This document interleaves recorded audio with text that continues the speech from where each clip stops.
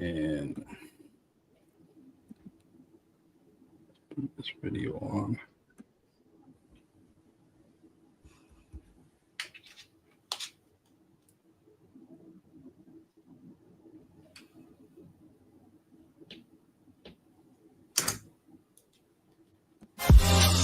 It's the Really Charlie Podcast. Yeah, it's the Really Charlie Podcast. Yo, it's the Really Charlie Podcast. Bump into your broadcast, grab a chair, fill your glass. Yeah, it's the Really Charlie Podcast. Yo, it's the Really Charlie Podcast. Yeah, it's the Really Charlie Podcast. Bump into your broadcast, grab a chair, fill your glass.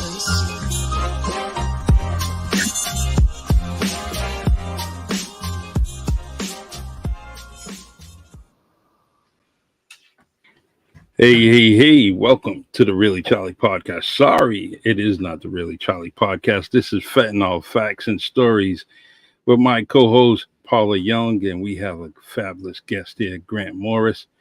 This dude has a story, and I know through everything that I've seen that he's going to inspire some people to eventually get their story out or talk about facts and all the traumas and dangers of fentanyl. So, Grant Morris, welcome aboard. Thanks for having me. Yeah, we're glad to have you. You know, just in this, Paula she's got that wand, that magical wand, and she gets guests from all over the place. And if you want to share where you're from, Grant, that's well, actually, you know what? I got to do something. I'm being a bad host right now. I'm going to give a little intro here. All right. Grant Morris is a commercial and documentary filmmaker, writer, fly dangler, cyclist, and a dog dad based in Greater New Bedford. In 2023, his only brother, Max. What's that? He lives in New Hampshire, not New Bedford. I didn't say Boston. New Bedford. Yeah, you did. Did I say New Bedford? Yeah, I thought I said Greater Boston. That's where you Greater are. Boston in 2023. His only brother Max died from fentanyl poisoning in Baton Rouge, Louisiana. And since then, he has been hell-bent on telling his story and helping people understand the struggles that come with addiction. Currently in recovery himself, Grant is dedicated to destigmatizing substance abuse and helping people understand how easy it is to develop a dependency issue. Grant Morris, once again, thank you for coming and joining us. And I have some. This stuff is very dear to me. The reason being is because of everything that I had in my career. I felt so many different feelings and emotions from families and how they struggle with addiction, with not being addicted, but kind of emotionally being addicted, if that makes any sense, where they're kind of going through some traumas just because they have a family member that's really struggling, and they're doing a lot of things like trying to get them help and doing different things. So, but this is all dear to me, and I can't tell your story like you can. So, but I want to hand it over to Paula first. She may have some things to say, and then we're going to go right back to you, Grant. Okay? No, I just want to thank everybody for coming on. As always, we appreciate you all being here with us tonight. You know, unfortunately, as we all know, fentanyl is not going away.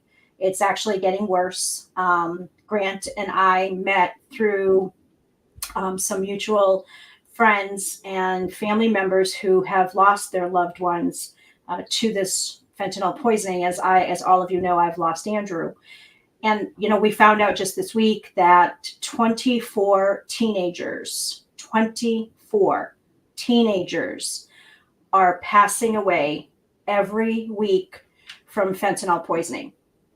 So, when we talk about the numbers, which we talk about quite often here, and I'm going to give the stage to Grant to tell his story, one of the reasons why Grant and I connected so well is because he likes the facts. He's a documentary, he's a storyteller. And, when I came to meet with him and we started talking more and more, we see that the needle's not moving. It's not shifting. So how do we get it to move? And, Grant's going to sit here today and he's going to give his story, and he's going to enlighten a lot of people on a lot of things that some of you might be struggling with, some of you may not know. And as always, every week when you come on here, we're going to have guests on here. We're going to educate you. Hopefully it's going to prevent anyone from passing away.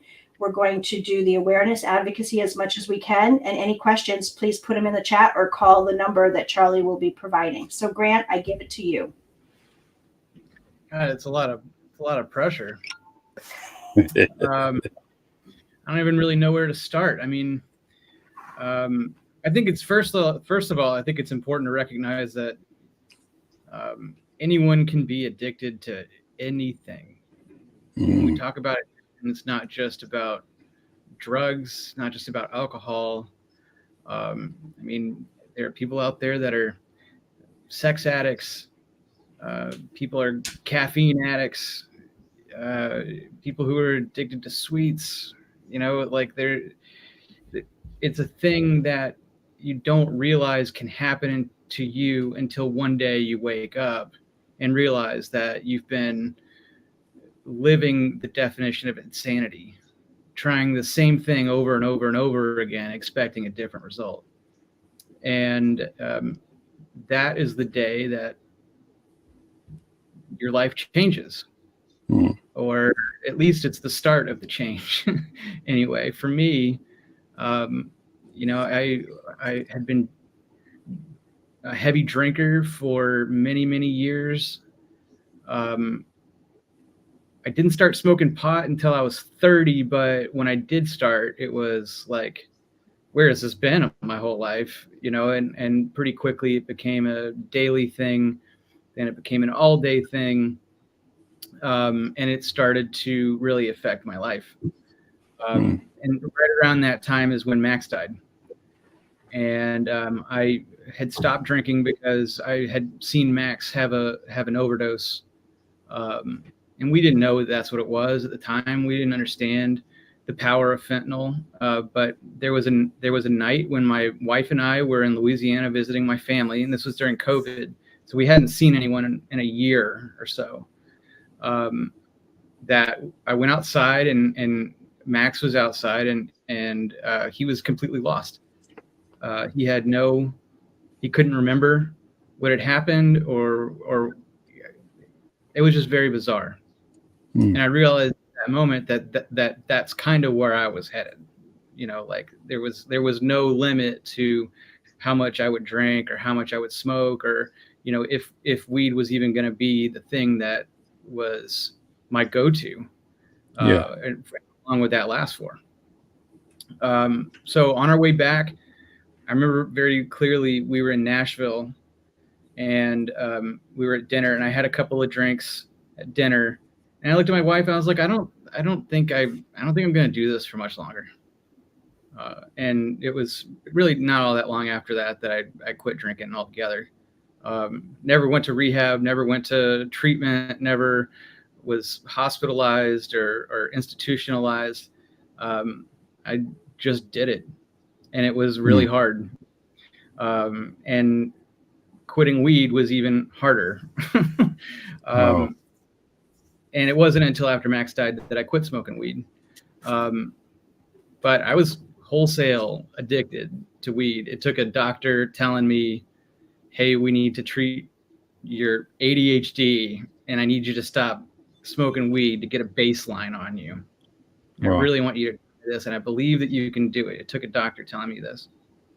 And I was like, you know what? Like, I'm living Groundhog Day right now. Every day is the same, doing the same thing over and over again, like I said, expecting a different result. And I said, might as well try something different. And that was almost a year ago, 358 days ago. Congratulations. I put my last joint down. And And, every now and then I feel like, okay, yeah, I kind of want to do something bad for myself, but 356 days, sorry. If you're out there and you're working recovery yourself, this app right here, it's called Nomo. It's free. You put your days in, like when you quit drinking, when you quit smoking, and it keeps track for you. And, like for alcohol, I'm 1,079 days, but, you can also kind of see it breaks it down for you. That's 2 years, 11 months, 1 week, 4 days, 17 minutes. And so when you're feeling like you're kind of lost or not sure why you're doing it, it helps me to look at that and be like, damn, I put some significant time in to this. That was going to be my next question. Does that motivate you? What does that do for you? So thank you. Yeah, absolutely. I'd say there are days when, and I don't really think about it all that much anymore. I know that they say that when you're in recovery forever. I don't really think about drinking, but you drive down the road and you smell weed from your car and you're like, damn, that's pretty good. But especially now that I know Paula and I know how she lost Andrew, it makes me take that portion of my sobriety even more seriously. So yeah, I mean, that's who I am today. I watched my brother struggle with drugs and alcohol my entire life. When I was born, Max was already 16. He was my mom's son from her first marriage. But I never knew another brother. I thought he was the greatest. Every time he'd come around, I'd be like, oh man, Max is here. I'd get all excited on the inside. And then, the day that he died, it was like somebody took the moon away and the tide stopped and the wind stopped. And you never really understand the impact that something going away might have on you until it's gone.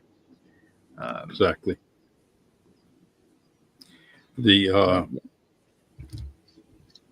How much, was there any separation between you and Max? I know you said you went down there and you stayed there, but was the separation, like where you were living in another state when he passed away? Yeah, I live in New Hampshire. Okay. And Max we grew up in Louisiana. I moved away at 19 to go to college in California. Max was a boat captain and he worked on a tugboat and they pushed barges from Louisiana to Central America to China. He's been all the way to China on a boat. And, we kind of picked different paths. But, at some point that gap, that 16-year gap that we had, it shrank to nothing. We both became men and it stopped being little brother, big brother. And we really started to see one another for who we were and realized really quickly that, the brothers that everyone always said, there was never another pair of brothers that had less in common than the two of us. He and I saw each other for what we were and understood one another for who we were and realized that we had a lot more in common than we really anyone ever really understood. That's, I could understand that. Out of my siblings, some of my siblings, we really didn't get close until the age of probably 13, 14 years old. But it was remarkable because we were all separated and but once we all connected and we were old enough to connect and have normal conversations, that, finding out how much we did have in common. I think at that point we didn't need any parents to kind of mold us to have better relationships. We already did it and it happened instantly. Sometimes adults get in the way. I think that's totally adult. common. Yeah. Right? Like on the surface, you take your sibling as someone who your parents also created. And you don't think about the fact that you are raised the same way. Max and I probably didn't agree on a whole lot of stuff, like politics or, I don't know, but we agreed on a lot of stuff. We agreed on food. Yeah. We both like to drink a lot. We both agreed on that. And like that was that was just one of a million bridges that we didn't realize that were connecting the two of us, as terrible as they were for us. Yeah.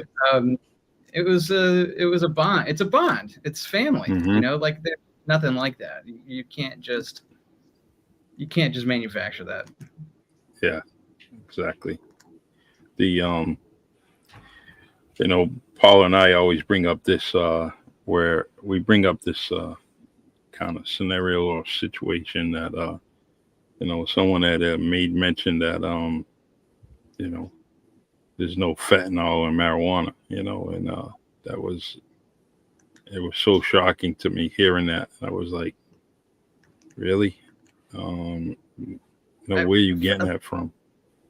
Not to interrupt you, but I think it's really foolish for anyone to believe that there's not fentanyl in literally anything you can imagine. True. True. Saying something definitive like that really only leaves no wiggle room to take it back. There's no fentanyl in weed only means that you can be wrong. Yeah. Yeah. There is no being right. That's so perfect. Man, that's perfect. The now through your tragedy, loss of your brother, how long did it take you to say, I want to be an advocate? I want to help others. Did you have to kind of go through something yourself to kind of get grasp of what you're going through and how you're feeling before you end up saying, hey, I'm going to help others? Yeah. And I want to make sure it's real clear that when I say I'm an advocate, I don't have a degree or a license or no, you don't need one. Title that says official advocate. Yeah. I would say, so Max died in January. I started to seriously think about what role I could play in helping tell the story in September, maybe.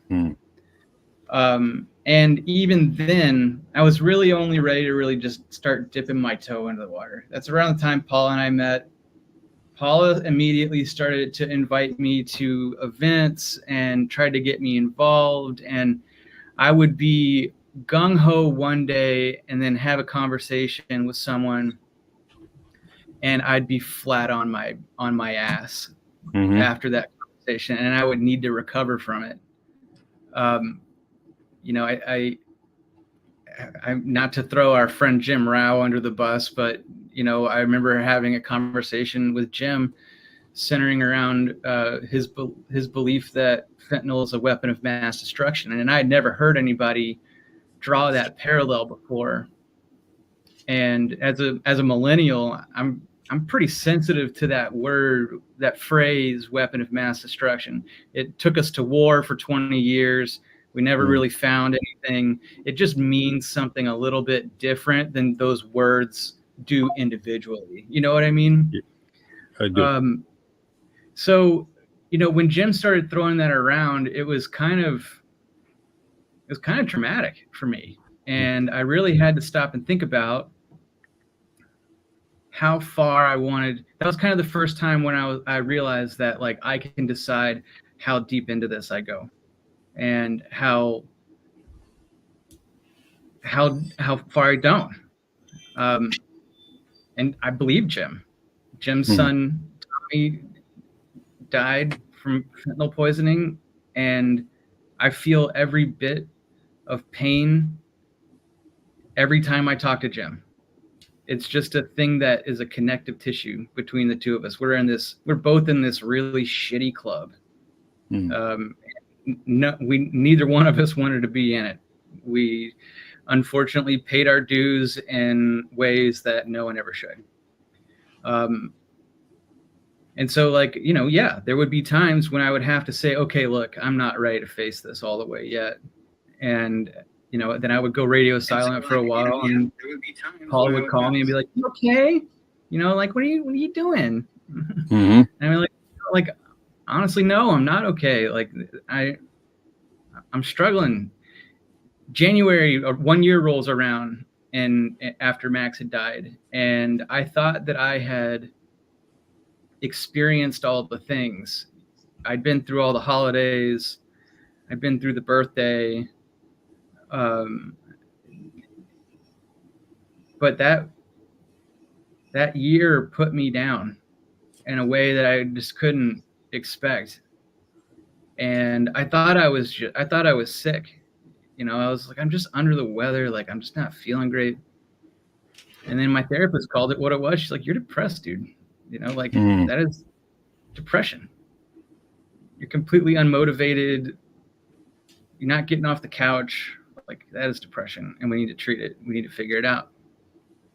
And it took some time. February rolled around, and you know, it got a little easier, and you know, it's definitely getting easier every day, understanding that Max is gone, but doesn't mean I'm happy about it or excited for the next year. And I heard Billy Bob Thornton. I must have been on social media or something like that I saw this, but I want to say it was an interview that he was doing with Oprah. Billy Bob's brother died. I don't remember how old he was exactly, but he talks about how there is just this dull pain that never goes away. And I didn't understand what that meant, because when I heard it, it was still quite acute pain. It was stabbing and really hurtful. But I'm starting to understand what he means by that it's just this sense of melancholy that you kind of learn to live with. So yeah, I mean, I just think it's a 1 day at a time kind of thing. And I have other things in my life that I take 1 day at a time, and this is just another one of those things at this point, you know. I think also just to interject is, you know, one of the things is, and Charlie, you've heard this from many of the people I've brought on, I check on people, you know, I like to do that because that's just who I am. And even though I'm in my grief, my traumatic grief, you know, it's just something that you do as being in this club. We just pick up the phone or we send a text and, "Hey, how are you?" It's like we have this connection when we know something isn't right with someone, and we just, "Hey, what's going on? I haven't heard from you." And I think it's the sense of even a sibling, you know, they face the same thing as us parents, because not only is that sibling suffering the loss of the person that is no longer there, but they're watching their parents also. Yeah. You know, Max is seeing his mom and Grant is seeing his mom and what, you know, she's been going through. And that's something that also, and we've talked about this, Charlie, quite a few times, where it's the domino effect that's not talked about. And Grant, it's like you said, it's, you know, Phil says it best. It's learning how to carry the grief with you every day. And sometimes it comes out where, you know, I don't even want to deal with anybody. And sometimes I can deal with people. But one of the things, Charlie, is, and I'm going to put Grant out there, is, yes, I was calling him and saying, "Hey, I want you to come to an event. I want you just to kind of experience it, tell your story." And he actually did. Yeah. 3 weeks ago, almost a month ago, we attended an event up in Western Mass, my hometown. I brought him all the way up to Belchertown. Nice. And Grant, you can talk about what your awakening was from that, because I think you had an awakening from there. Hey, Christy. Awakening. Well, yeah, because you kind of left calling me. You're like, whatever you need, I'm there. What do you need? Like, I'm there. Well, I mean, just to kind of give a little more context, Paula had told me that she was going to be at this event, that she'd be speaking. So like when I had this thing built into my head, it wasn't at all what it turned out to be. I thought it was, like a conference kind of thing with like, people at tables and everybody there to kind of like listen to one another and be like a part of it. And it wasn't that at all. And like, I'm not saying that like the event was bad in any way. It just wasn't what I was expecting. So we get there and it's tables in a parking lot and people are able to kind of walk around the parking lot and go from table to table. And then there's a tent out back where people are giving little presentations and demos. And, people kind of trickled out throughout the day and it wasn't at all like I was expecting, but it gave me an opportunity to talk with people and just kind of take a poll, so to speak, of what people knew about fentanyl. The greeting that I gave anybody that walked past our booth was, do you know about fentanyl? And, that started the conversation, yeah, I know about fentanyl. Okay. Do you know that it's the number one killer of people 18 to 45 in America? Oh no, I didn't realize it was that bad. Yeah. Yeah. Did you realize that it's fatally found in 7 out of 10 pills? That's a statistic from the DEA. It's in all 10 of those 10 out of 10 pills.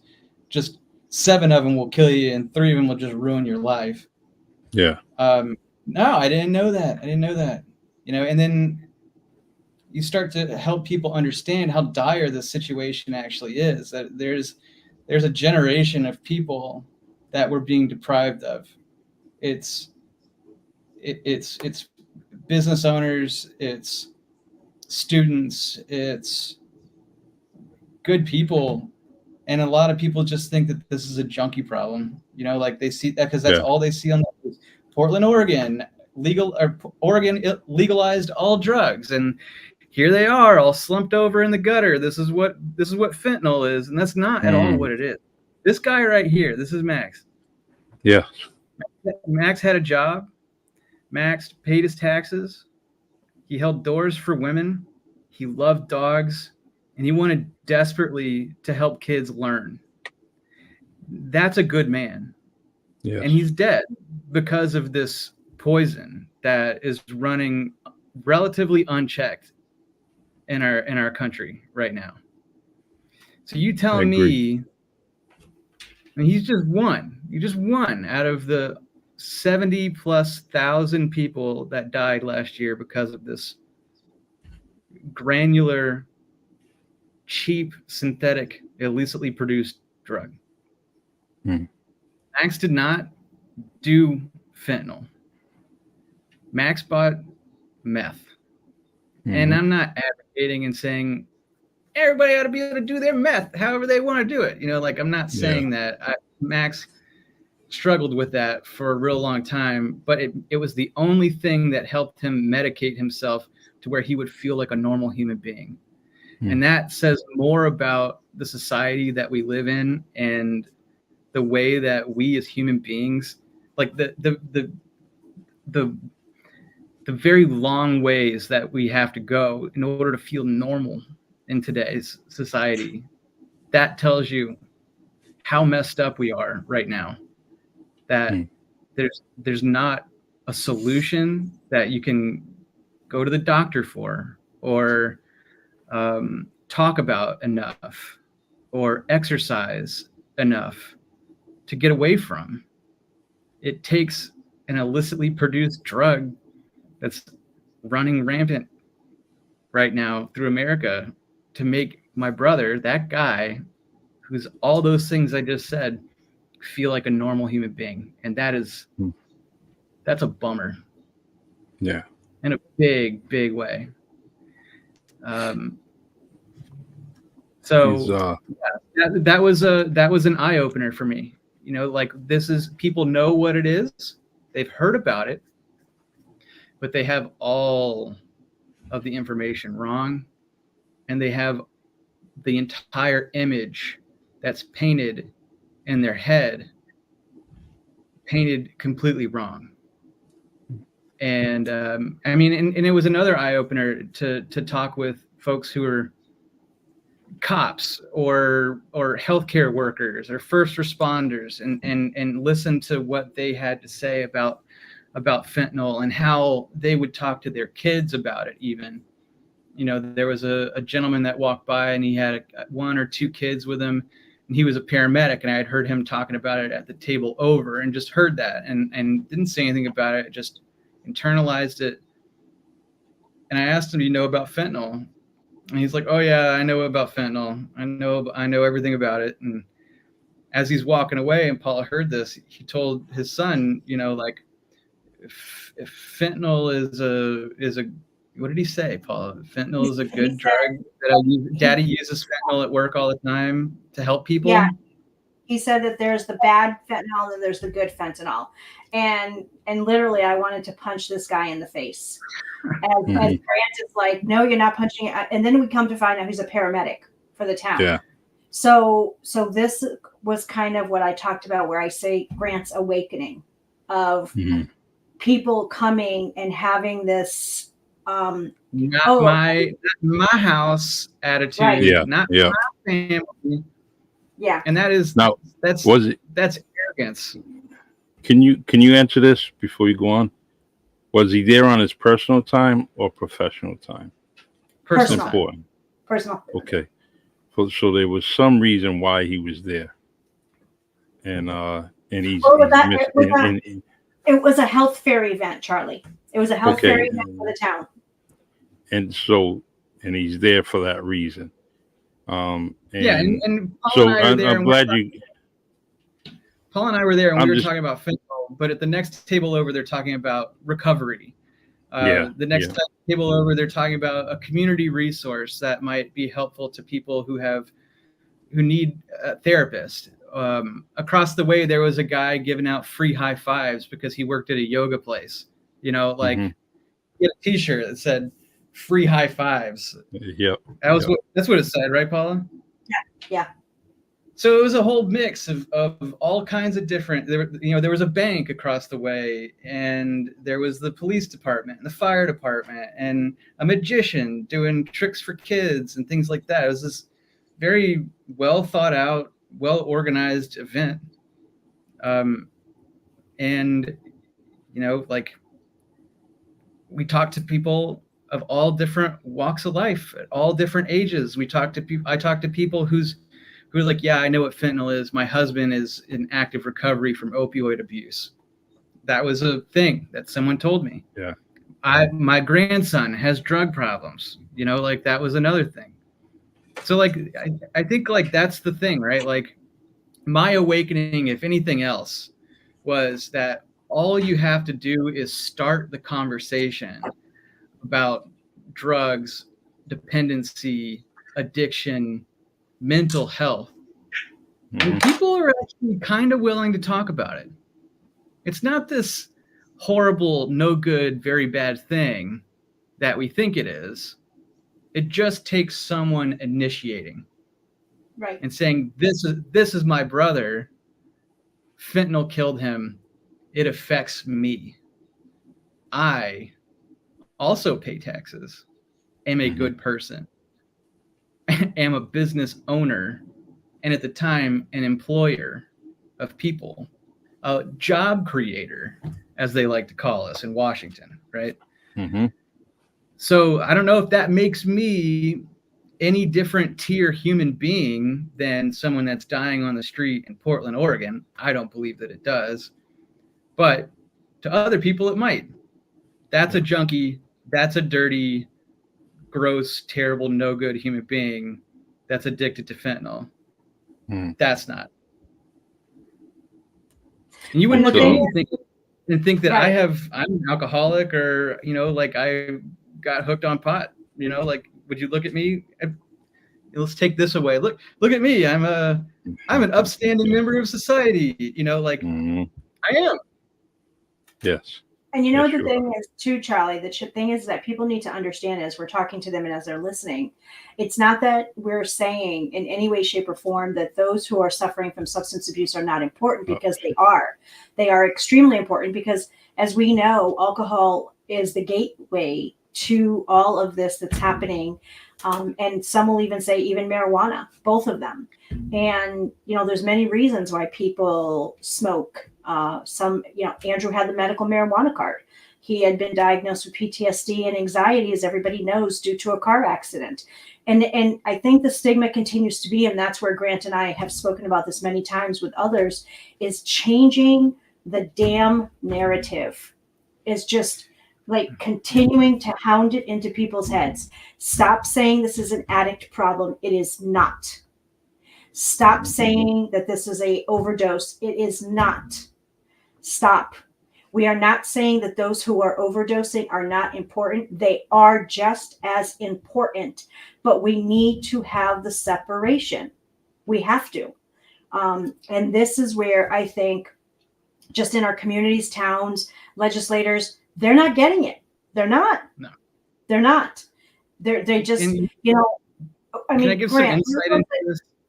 Yeah, who I mean, because Grant met one of the state representatives out there, and he came to speak to me. He knows me, and Grant actually wanted to go and smack him upside the head, because I came back and told Grant, oh yeah, he's going to be leaving in 2 days to Poland. A Massachusetts state representative going to Poland? What for? Why? What are you doing? I agree. I was always. My wife is a school teacher in Groton, and they're dealing with trying to pass an override to get their schools funded. You know, they're running $2 million deficits in the school district, but we can send jokers like that to Poland, so that's good. You know, our priorities are royally screwed here. To give a little bit more about what Paula was just saying. First of all, I want to go back a second before I even get there. The alcohol and weed is not, they are not the gateways, in my opinion.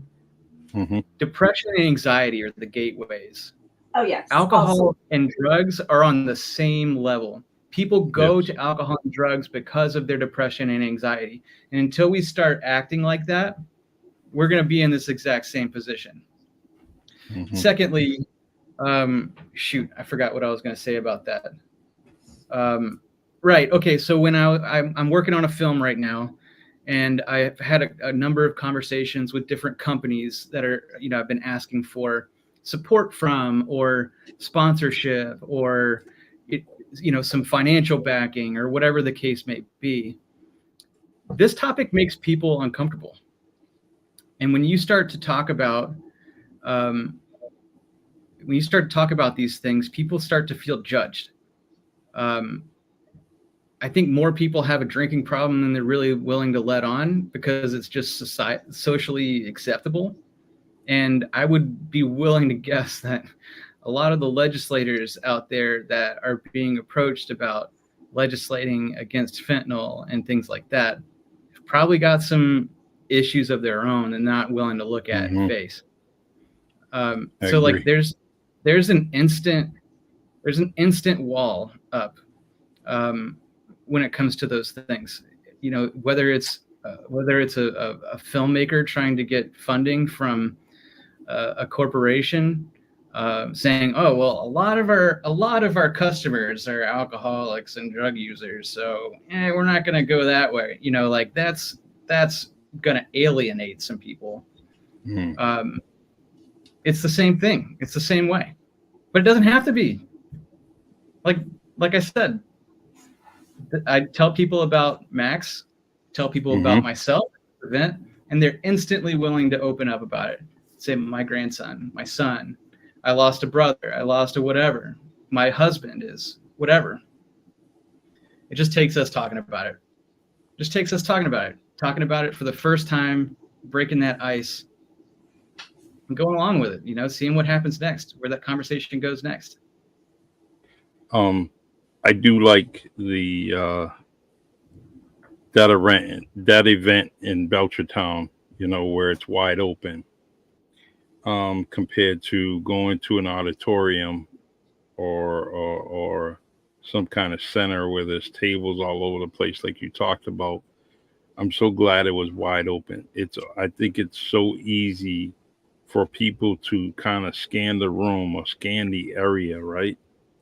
And see where they're comfortable. Maybe under a tree, maybe on the side of a table where they can kind of just listen and they kind of edge their way in, compared to being in a conference where you just don't have that opportunity. I think that you can put most people in an open area, and they're going to end up being more comfortable with each other or uncomfortable with it, but they're always going to find somebody that makes them comfortable. And in the situation, it may be just two people, but at least they're having a conversation. I find that when you go to conferences and arenas, it's a little tight. It's like wearing a tie with a tight shirt. You're uncomfortable compared to going and walking on the greens of Belchertown and just kind of just chilling out, and maybe some little music in the background. Maybe it just makes it a little bit more comfortable. Like if you go into a therapy room, right? They're going to they're going to have music playing. They're going to have a nice, comfortable couch, whatever it may be. But I just think that people, when it comes to greens and town, especially that town, it's small, it's quaint, it's comfortable. I just think that conversations come out. It's what I'm getting at is, Grant, I'm so glad that situation or that whole scenario was placed just like that, because that's the person I think you are, is kind of down, homegrown. You're just kind of a natural dude, and you're walking in a natural environment, and boom, conversations happen. Who knows what would have happened if you were in a conference room, and you were kind of, He's going to be in November. Go ahead. I know. Go ahead. I know what would have happened. I would have gotten all worked up at some point. And I mean, Paula invited me to a DEA family summit in Boston, and I kind of took over, I hijacked the thing, and don't get me wrong, I got no problem with people of authority, and they're just human beings, and we can have a conversation. But I do challenge people, and I want to make sure that if they're going to be saying something, that they have another thing to say behind that to back it up. Yeah. So I get that way in those kinds of settings, because I don't know, that's just who I am. My mom told me to question everything, and you should, seek out truth.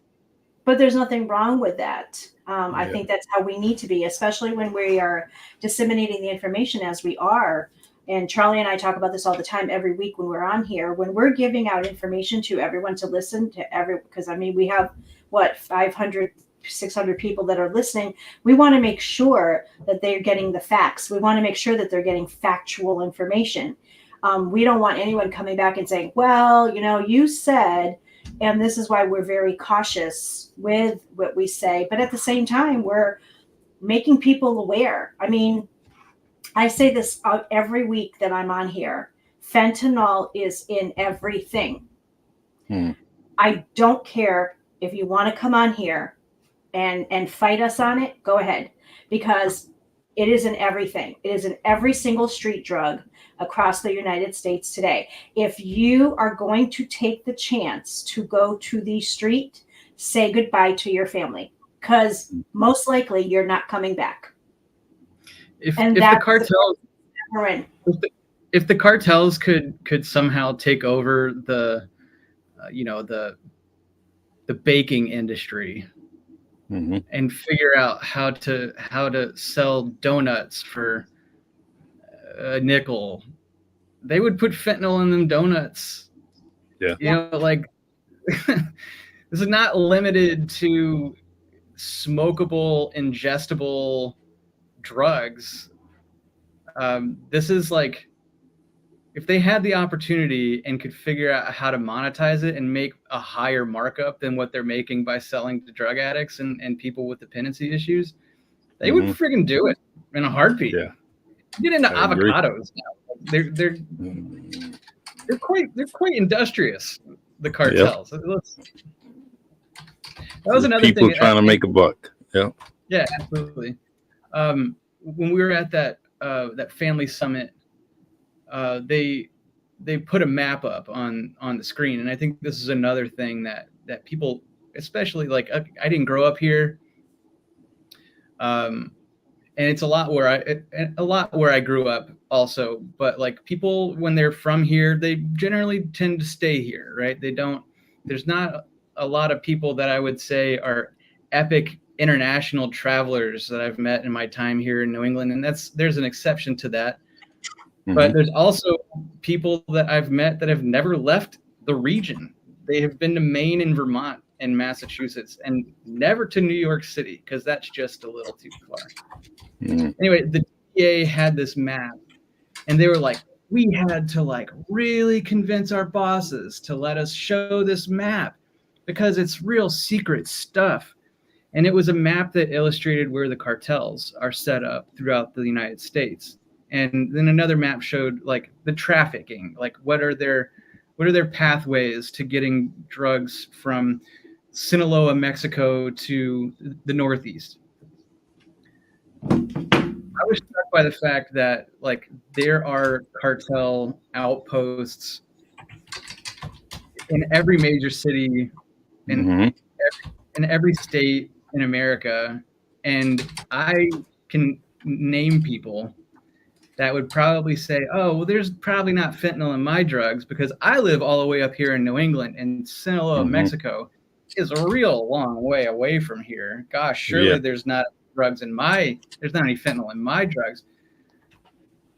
Fool, they're in your backyard. Yep. And they have got this worked out. They're not idiots. They're not stupid. They're not poor. They're not any of these things that people have a picture of what a Mexican person looks like painted in their head, and they think this is cartel, and that's not it. Yeah. It's not. I was in Mexico in March, and we went to a cockfight. Don't judge me. It was a once in a lifetime opportunity. I'm sorry. To go. You went to a what fight? A cockfight. Is that the rooster roosters? fight? Rooster. Yeah. They were cartel members. Yeah. Oh, I'm sure they were. I'm sure they were betting on that. Oh, everybody was betting. I actually had a jar of Max's ashes that I brought with me to Mexico on that trip. And I put Max up on the side of the ring, and I put 200 pesos under it. I'm like, all right, Max, you got 200 pesos to work with tonight. Don't come back looking for more money. This is it. So Max was betting people all over the arena, and Max won money that night. At any rate, you walk into these events, and it's a community event. There's children, there's adults, there's grandparents, there's anybody you can imagine. It's from cradle to grave. There was a lady there breastfeeding. I'm not even kidding at this cockfight. I believe it. And there are no guns allowed really anywhere. It's not like here in America where people open carry and keep a gun in their purse. It's like people just don't do that. It's just they don't feel like they have to. But the cartel members, you can tell them very easily because they're walking around. They have a gun on their hip. Yeah. And it's not just a regular gun. It's a gold-plated, diamond-encrusted, etched, serious 45. Like, exactly like you'd see on TV. That is not an exaggeration. Mhm. That's a cartel member, and you can pick them out of the crowd. But, you know, that killed my brother. And at that point in time, I saw that and I said, that's a cartel member. That's a person that is responsible for my brother's death. And then I had to stop looking at it like that. Yeah. Because I had to look at it like, this is another human being, first of all. He's trying to make a living for his family the best way he knows how. He's probably poorly educated. And this is the only thing that he knows. Kind of hard to be mad at somebody. It wasn't him. He didn't feed the drugs to Max. Max fed the drugs to Max. Guy didn't make the drugs. Does he fundamentally like represent everything that I hate right now in my life because of the loss that I've suffered? Absolutely. Did I go and tap him on the shoulder and tell him he was a real piece of shit? No. Yeah. No. I got tacos. So if you could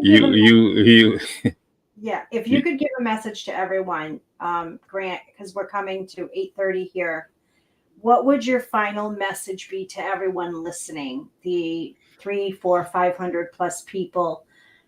What would your message be? Jeez, man. I don't know. I think like, I think if there's anything that I can say, it's take a look at yourself before you start pointing fingers at other people and realize you're not perfect either. And that there's a day that you could wake up and realize that you've been doing the exact same thing over and over and over again, expecting a different result. And now you have to address that problem. You have to address that and figure out a new way to figure out your shit. Yes. That's what I would say. None of us are perfect. Some of us have never done drugs, but boy, they can't put those Toblerones down. You know what I mean? Like, oh boy, love those. Gosh, I love a good Toblerone, don't you? These things are delicious. And you can't just eat one little block. You got to eat the whole thing. Yes. It's that. You can't take me to Costco, baby. You actually, some people don't, they want to assume or say that, go get help, go get help. Like it's that easy, right?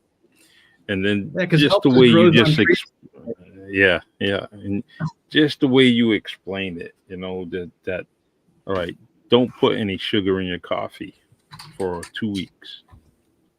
And you know what? They can't make it through. Not even close to it. They have to add it. And, so, but I grant, I am. Try not going to Dunkin' Donuts, Paula. Yeah. 3 times a day. Try that out. I go get for coffee, okay? Or sometimes I get a green tea. You hear my order. You already know it. Yeah.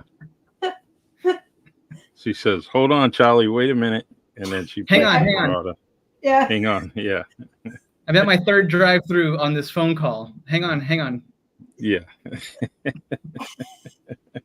But I think if anything, I want everyone just to understand that, again, please understand the severity of this. Please understand that this is a crisis that America has never seen. Please understand that we are here to bring forth awareness, around this extreme crisis where it's at a level and a precedence that no one has ever seen in this country. I mean, it has surpassed World War I to the Vietnam War. So when you have something that is surpassing that, and even 9/11, we're having 9/11 happen every 10 days. Please just know that there is a huge crisis out there, and we need all of you. We need all hands on deck. We cannot do this alone. I say this all the time. Yes, Achieve Greatness is a nonprofit here in Massachusetts. We have chapters in other states. We're doing the New England region. We've just brought Grant on. And, it's going to take all of us. It's not stop thinking it's just the junkie. Stop thinking it's, well, that kid was taking Adderall already. No, because the people that are passing away sometimes, and like 55 to 60% of them, it was one time. Mm-hmm. Yeah. One Stop time. thinking about them. Stop thinking about those people, because realistically, this is not really about them. Mm-hmm. This is about people like me. This is about people like Paula. They're the ones that are left behind after the fact, after that person's gone. Max, I believe, is a happy guy in heaven. He's got wind in his, he's got Amen. a full head of hair, and he's riding that Mm-hmm. motorcycle and singing at the top of his lungs. But I'm still here, and I hurt. Mm-hmm.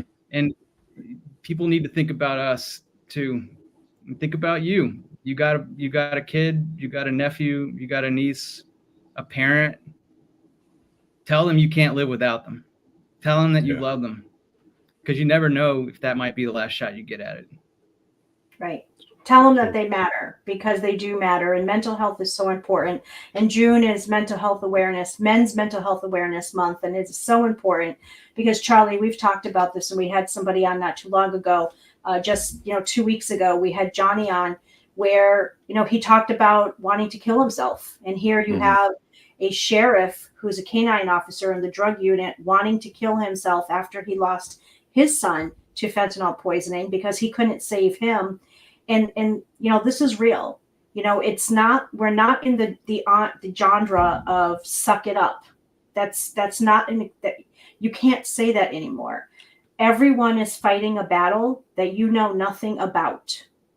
And when you look at someone like myself or Grant or other grieving families, don't look at us and just give us sympathy. We don't want that. What we want is sometimes just for you to listen and to help us with this fight, because we're doing this because we don't want you to be us. And this is why we continue to do this. This is why Grant is running the candle, burning the candle at all ends. I'm burning the candle at all ends. And we're not going to stop. We're not going to stop. We understand that we're fighting a machine here, but if we can get to some people who do listen, or to that high school kid who's not going to take that pill, or not going to take that toke, or not going to take that gummy bear, then we've just done our job. And that's why we're all here. Yeah, exactly. Save your sympathy and put a $10 bill right there instead. That's going to make me feel a whole lot better. Mm-hmm. Or 20 even. I'll take that. Well, it's kind of like I told the congressmen and senators in Washington, D.C., we're tired of your sympathy and prayers. Yeah, where's your thoughts and prayers? Mm-hmm. Yeah. Go jump off a bridge. Thoughts and prayers. Yeah. Goes a long way, right? It doesn't go a long way. And it's I don't know. I wish they would just listen to you. I wish I could put a politician in each in your house and in Paula's home and just sit there and watch you guys do your magic on a daily basis, and instead of going to Poland, right? Instead of going to China or anywhere else, kind of take some time and some valuable time and sit with you guys and understand. Even just sitting and listen to this podcast every week, But I am so thing? Yeah, go ahead. I'm gonna throw the gauntlet down here. You ready? I'm not a rich man. I live very minimally. I don't live luxuriously. But I don't know if this is the way that I can get legislators motivated. I'm just gonna say it. If you can lead your legislative body to pass legislation that works against fentanyl, I will pay you money. Mm. I will put money in your pocket. Yeah. I will contribute to your re-election campaign significantly. Mm-hmm. If that's what this takes, if it takes me paying you, if it takes Paula paying you to do your job, call me. Yeah. Well, Paula wouldn't pay anybody because Paula, first of all, would tell Ain't them nobody, that nobody's going to do anything anyway. So that's not really a real offer anyway. It's Right, more of a but- way that I can. Well, I think When- it's just doing what we've been doing. It's realizing that the boots on the ground, the grassroots movement issue that we're doing and you're doing, and so many other parents in so many other states. That's what it's going to take. It's us continuing to do the work that we're doing. We don't, we're not depending on the politicians because they're not doing anything, and they continue not to. And that's going to be their cross to bear. And I'm going to quote many people. When people read the history on many of these folks, they're going to know where they stood in this. And they're going to see that they stood on the wrong side. They're going to see that they did not stand with the families and the loved ones. And I'm not saying all of them, but unfortunately, most of them so far. And you know what? Again, I am not going to stop what I'm doing. There's a generation that we need to save. I put it in here. It takes a village to raise a child. It's going to take a tribe to save a generation, because that's where we're at. We're in a fight to save lives. So true. Here's a quote right here. Well, I truly appreciate you guys coming on. It's real. I'm privileged to be on every week with Paula. And this week I'm even more honored to be around Grant. Grant, I appreciate this story. This is definitely a podcast that I will be listening to the day after. And I put it in my car or on my phone, and I just listen to the audio, and it just puts me in a great mood. Just listen to the story all over again. So I appreciate you and taking your time. I'm going to add this to Spotify also. We'll be on Spotify momentarily. Give me an hour or so, and I'll have it on Spotify. And Grant, this is your podcast. You want to come on at any point, any time, during this summer or winter or whenever. Just come on, get in the comment section and just say, invite me. And then I'm going to invite you and send you a podcast link. And then you can come on and talk about something that you may have experienced, or maybe, Paula's talking shit again and you just want to correct her, All right. Awesome. And keep working on those films. That's another podcast in itself. You can come on a Really Charlie podcast and we can highlight you on your project and what you're doing. I would gladly, open arms, get you on here again, and we can talk about that. Grant and I are working on something for a conference in November. We're not going to say which one yet, but we're going to be working on something. Awesome. Yeah. It's mostly push-ups, though. I'm going to work on. Yeah. Well, my muscles are getting a little bigger. I believe I got stung by a mosquito, so the steroids are working. Oh, and that's right. Let's not talk. Let's quickly the basketball tournament, August 17th, Virgo basketball. I think I sent you the flyer, Charlie. If I did not, I will get that to you. Registration is going to be open. I'm going to need the roster, the team name, and the payment. All of that will be in the link. And again, it's for Achieve Greatness, the first Andrew Memorial Tournament, where we do have a couple of sponsors already. So thank you so much to Ralph's Auto. They have already sponsored, and there is a law firm in Boston who has also sponsored. So thank you for that. We're looking for a lot more. Again, Virgo basketball, August 17th, the first Achieve Greatness tournament, first memorial tournament, where we're going to be bringing in mathematics. We have a lot of great people that are coming down, trophies, and also education in reference to, forcing fentanyl out. That's what we're calling it. Awesome. All right. Well, I appreciate you too. Call me anytime, message me. Grant, you and I are on Facebook right now as of today, and so you can send me a message at any point, and I will be checking on you. Just checking on you. I'm going to send you that message too. I appreciate one it. thing I appreciate this conversation. It's really organic, and I didn't feel what you experienced, but I did feel it. If it makes any sense, I haven't lost a sibling, but I lost lives in my family, so I can understand that part.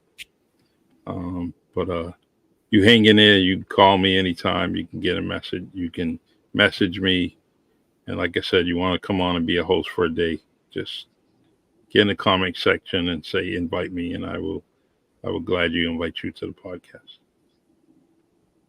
All right. Great. All right, Paula, keep sipping that coffee and get another chair or something, you should have asked for a chair on Mother's Day, you would have had it, Listen, the short jokes, seriously? Okay. Yeah. Yes. I had a Low chair. hanging fruit. I had a chair, but the problem is that when I sit in the chair and I sit back and I put it up, my feet weren't reaching the ground. So she's a perfect size. I could put her in a headlock, but that's easy access so she can punch me in my throat like she always says. All right. I love you guys. Hang in there. And yep. Go Celtics. I'll talk to you later. All right. Take care. Peace. Amazing. This podcast was not actually one of my favorites. I enjoyed listening to Grant. Always enjoy listening to Paula. There's facts and stories out there. To all my friends in the comment section, thank you for joining us again. I appreciate you. Christy, once again, thank you. Everyone on YouTube, I appreciate you. And I will add this to Spotify. Don't forget, every Wednesday we are here 7:30 p.m. Eastern time. And if you do have a story, we have a phone number. You can go in the comment section and just say, invite me, and I'll send you a link and I'll get you on the podcast if you have a fentanyl story or some facts that you want to share with everyone. Or just put it in the comment section. All right.